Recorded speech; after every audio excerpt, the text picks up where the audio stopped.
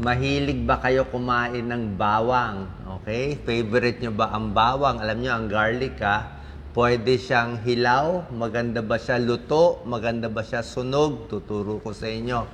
Ang garlic kasi, kahit sa lumang panahon, ginagamit na yan. Traditional medicine, effective yan even before. So, pero, hindi lahat ng tao pwede kumain ng bawang. Merong tao pwedeng kumain nito para sa high blood, sa cholesterol, pampaluwag ng mga ugat.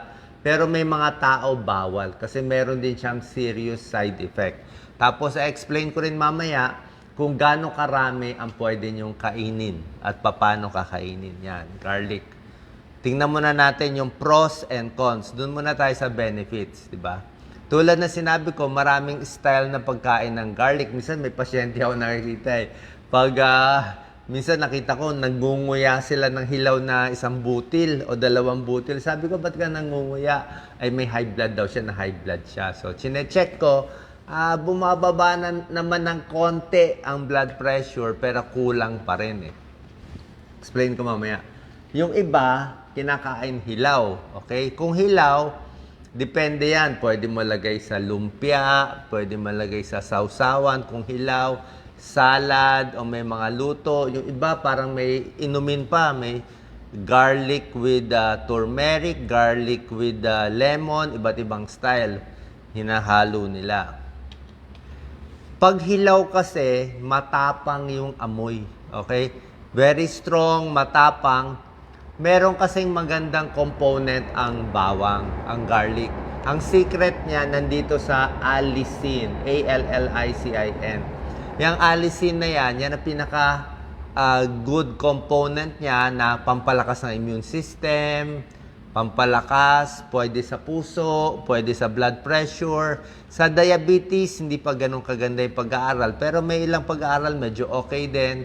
Ang problema lang dito sa allicin, na component ng garlic, pag sinunog mo, pag niluto mo, boiling, roasting, heating, ang nangyayari, nababawasan yung allicin. Pag sinunog mo pa yung bawang, di ba sa mani, may ligtas sa sunog na bawang, halos nawawala na yung benefits niya. So, pag hilaw, makukuha mo yung benefits. Ang problema lang naman, pag sobrang hilaw, makukuha mo rin yung side effects. O, tingnan natin. Yan, ang bawang. Yan, ito isang buo, 1 bulb. Ito, butil lang. Okay? Dito sa mga pag-aaral natin, papakita ko, merong 1 hanggang 2 butil. May ilang pag-aaral, 4 na butil in a day. Titingnan natin. Sa high blood pressure, mainly binibigay. Sa high cholesterol, tsaka sa mga nagbabarang ugat sa katawan. How to prepare? Yan, maraming pagluluto. Number 1, meron siyang medicinal properties. Ginagamit na to 2,000 years ago. Talaga siya binibigay. Okay? Dahil nga dito sa good component ng allicin at meron ding mga sulfur compounds. Ang vitamins and minerals niya hindi ganun kataas. Konti lang. Kasi hindi ka naman makakain ng marami. So, konti lang yan. So, basically, ang benefit niya doon sa allicin na component niya. Number 2, pwede siya sa sipon. Okay? Trangkaso sa sipon. Nakita nila, pag kumain ng maraming garlic, mas hindi nagkakasipon. 63%. At kung meron ka ng trangkaso, meron ka ng sipon, pag kumain ka ng maraming garlic, imbis na yung sakit mo, let's say 5 days ka magkakasakit, magiging 3 days na lang or 4 days. Ibig sabihin, mas mabilis ang paggaling mo ng 1 or 2 days pag kumakain ka ng maraming garlic. Okay? Pangatlo, ito, yan, bilang internist cardiologist, ang dami ko nakikita kumakain ng garlic para sa high blood. Okay? May isang pag-aaral, pinaglaban yung garlic sa atenolol. Atenolol, ano yan beta blocker yan kapatid yan ng metoprolol Okay? So, nakita nila, parang may laban sa atenolol, yung pagkain ng garlic. Diba? Pwede rin siya, may benefit din siya. Pero, medyo mahinang gamot yung metoprolol. Hindi man siya ganun kalakas. Pero yung pag-aaral lang dito, 4 na butil ng garlic. So, medyo marami yun, 4 na butil. Tingnan natin gaano kalakas pagbaba ng blood pressure.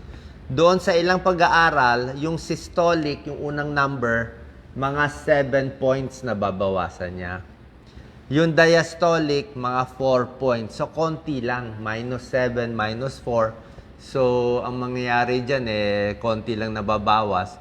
Kailangan mo pa rin uminom ng gamot para doon sa high blood. Kasi kung ito lang aasahan natin, konti lang mababawas niya. Kung 140/90 ka lang, pwede na yan.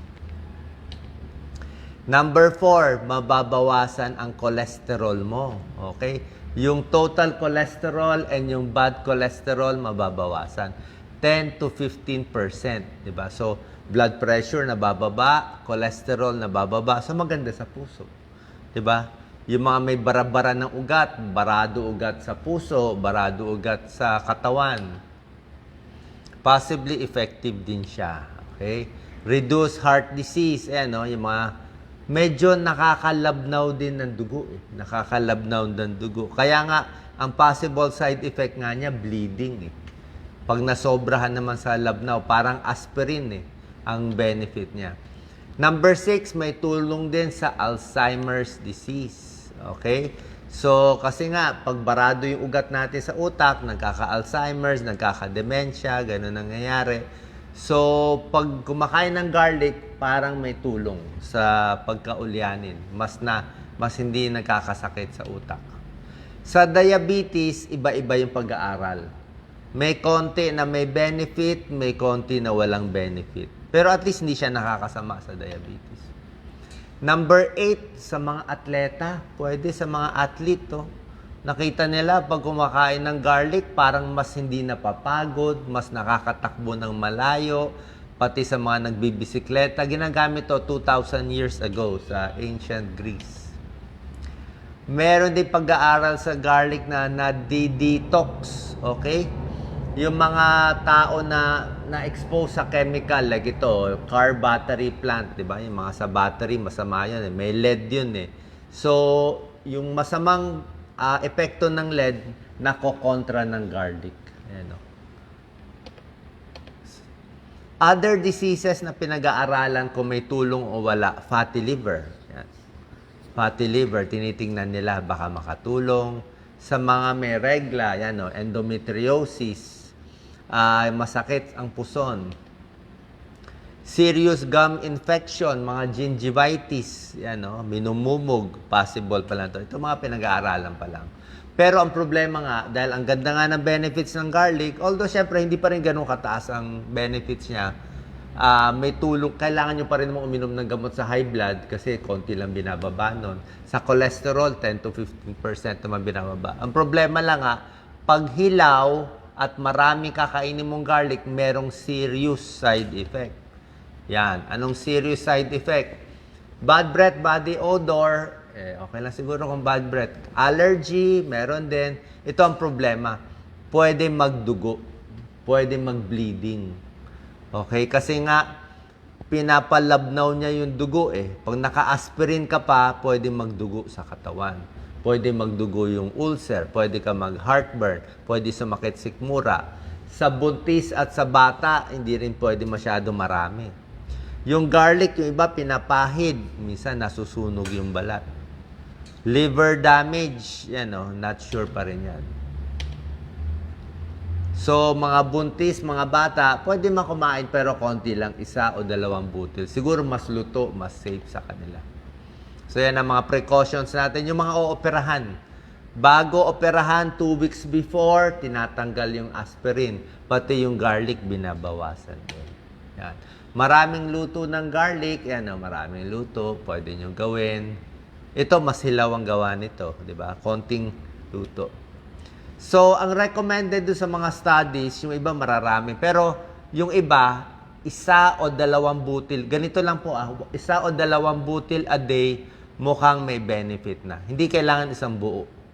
Pag hilaw, mas malakas yung benefit, kaya lang may side effect. Baka hindi kaya ng sikmura nyo.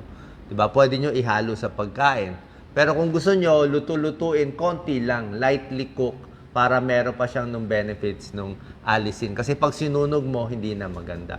Isa pa, pag sa Pilipinas, maliit yung bawang natin. Yung mga pag-aaral, malalaki yung bawang natin. So, malalaki yung bawang nila. So, baka yung butil nila mas malaki. Okay? Doon sa pag-aaral sa high blood, 4 cloves 4 na butil. Pero mga 1 to 2 lang ang medyo safe para sa inyo. Pero syempre, sa mga sakit ng high blood, diabetes, high cholesterol, papacheck pa rin tayo sa inyong doktor. Sana nakalinaw po tong video. Salamat po.